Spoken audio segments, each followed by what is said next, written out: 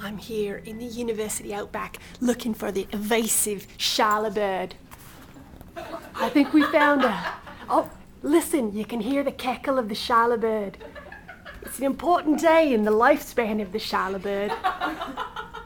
Today, she's older. And in another year, she'll be over what they call the hill. Let's approach.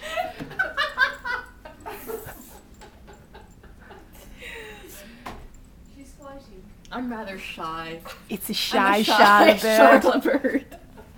There she is. We're known for our shyness. It's Brilliant, important but to shy. communicate in a simple way. Watch. Happy birthday, Sharla. Thank you. See, that's how you do it.